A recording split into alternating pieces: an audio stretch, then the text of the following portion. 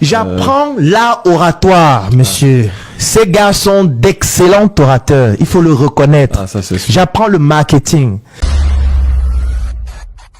Donc, il fait des levées de fonds, comme ça, chaque jour, sans contrat. Les gens ne le convoquent jamais au tribunal pour dire que tu ne m'as pas remboursé. Personne ne lui demande où est passé l'argent des gens, monsieur le pasteur. Où est l'argent des gens? Personne ne lui dit ça. Alors qu'il prend l'argent des gens chaque jour. Mais c'est un génie.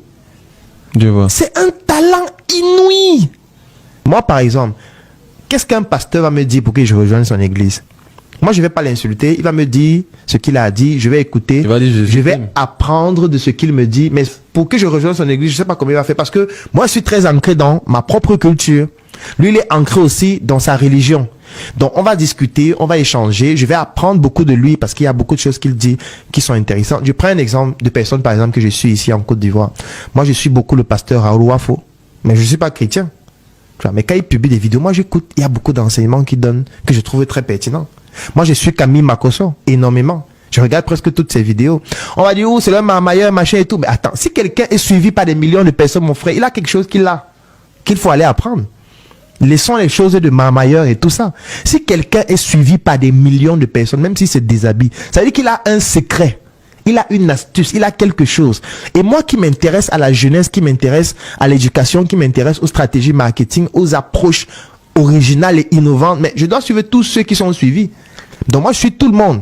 Mais est-ce que parce que je suis Camille Makosso, il va me dire viens à l'église, il va te bénir, il va venir? Non. Tu vois. Mais je le suis, c'est ce qu'il fait. Et j'aime toujours cette phrase que m'avait dit un grand frère. Il disait, Claudel, est-ce que quand on mange le poulet, on mange tout? Je dis que non, je comprends pas bien la phrase. Il dit, bon, ok. Si on achète le poulet maintenant, on mange. Est-ce qu'on va tout manger? Il dit, non, on va pas tout manger. Il y a les os qui vont rester. Il dit, mais fais la même chose avec les gens.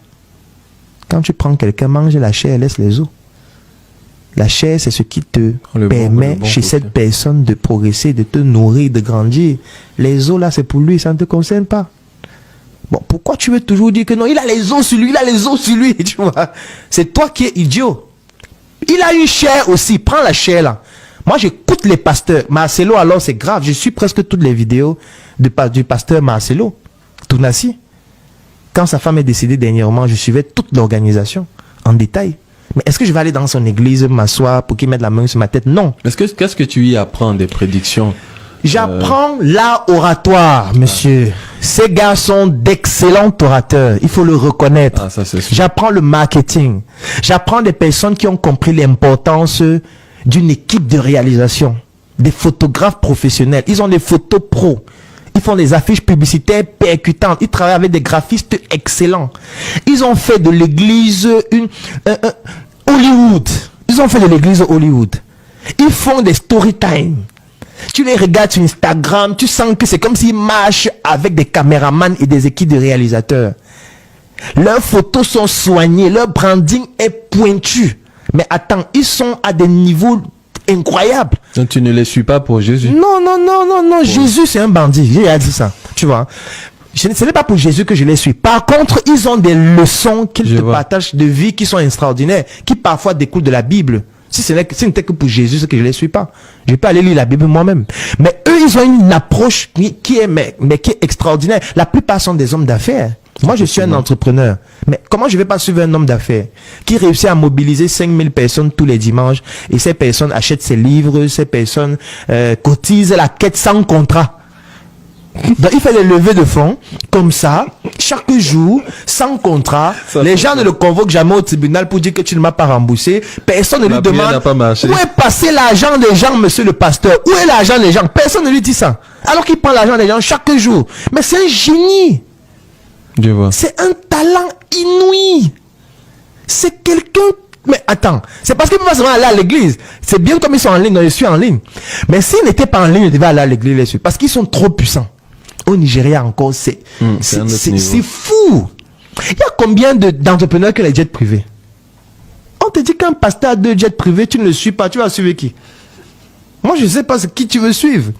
On te dit qu'un pasteur a 2 jets privés. Tous les entrepreneurs que moi je connais, aucun n'a un jet. On dit qu'ils sont milliardaires, mais ils n'ont pas de jets privés. Le pasteur a 2. Donc il a quelque chose. Ça veut dire qu'il a réussi à créer un système tellement puissant au point où il mobilise des capitaux extrêmement forts sans que personne ne lui demande où est passé l'argent des gens. Alors que moi, dès que je voyage, c'est même pas en Côte d'Ivoire, comme ça, quelqu'un vient dire pourquoi je vis en Côte d'Ivoire, pourquoi tu ne travailles pas? On a mis l'argent, il ne faut pas t'amuser. Personne ne lui dit ça. Donc moi, je le suis. Donc pour dire que moi, je tire beaucoup d'enseignements de tout le monde. Nicapol, je suis, c'est direct. Je ne sais pas si c'est Nicapol ou Nicapol. C'est ça. Je suis, c'est direct. Un gars qui fait 200 000 personnes connectées, moi, je le suis. Pourquoi les gens le suivent? Les femmes tournent les fesses. Ok. Ça veut dire que les gens aiment les femmes qui tournent les fesses. Est-ce qu'on peut faire des placements avec ce genre de stratégie? Comment on peut faire ça pour que ça s'adapte à ma ligne éditoriale? Ok, je vais un peu commencer à parler de sexualité. C'est ce que je fais de temps en temps. Je parle de sexualité aussi. Et je fais des tunnels sur un produit ou sur un service qu'on propose. Et ça fonctionne. Eh oui, ça fonctionne. Et du coup, je suis déjà en train de réfléchir sur des produits qui tournent autour de la sexualité. On va le faire. Parce que si Nicapon, là, aujourd'hui, décide de travailler sur un aphrodisiaque, vous pensez qu'il ne va pas vendre? Les hommes qui sont en train de regarder les directs là, où les femmes tournent les fesses là, si à un moment donné le direct s'arrête, on dit, vous qui avez les petits peignets là, voilà un produit.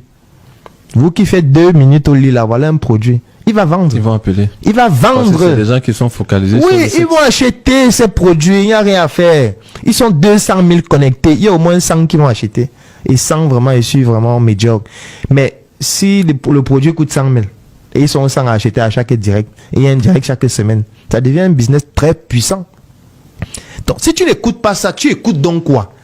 Parce que si tu veux écouter seulement les entrepreneurs, eux, ils savent que pour vivre heureux, il faut vivre caché. Donc, ils ne disent rien.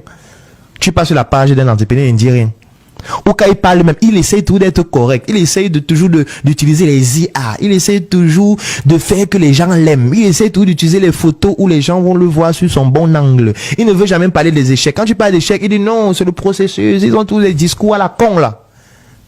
Moi, je veux les gens qui sont crus. Les gens qui ont réussi à créer un impact, qui ont une identité. Eux, j'apprends tellement d'eux. Donc, je suis tout le monde. Tout le monde, enfant comme grand. Et même si un jour ils disent qu'on doit payer plus, je vais payer. Donc si un jour ils disent que maintenant pour regarder mes contenus, ça coûte tel montant, je paye. Ce sont des masterclass. Oui, je paye, je suis mon frère, je paye. Parce qu'il a quelque chose que toi tu n'as pas, mon frère. Il a quelque chose que tu n'as pas. Donc voilà un peu ce que je fais.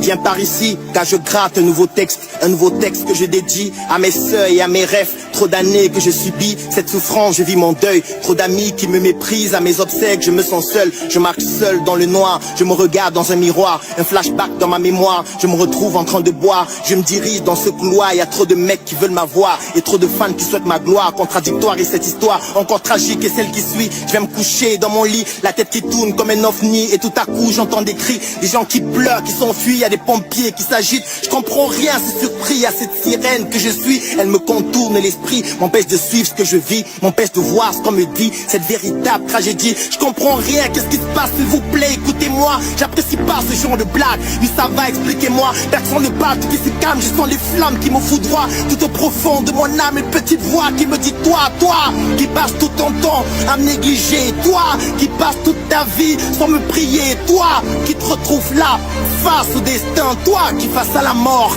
Fais-moi le malin, je te donne une dernière chance de pouvoir te racheter, de te sortir de ces flammes que j'ai moi-même concoctées. Apparemment, il y a des flammes de mon appart et c'est sérieux. Je me rends compte de ce drame, il est trop tard, mais oh mon Dieu, protège-moi car je plane. Les pyromanes ont mis du feu.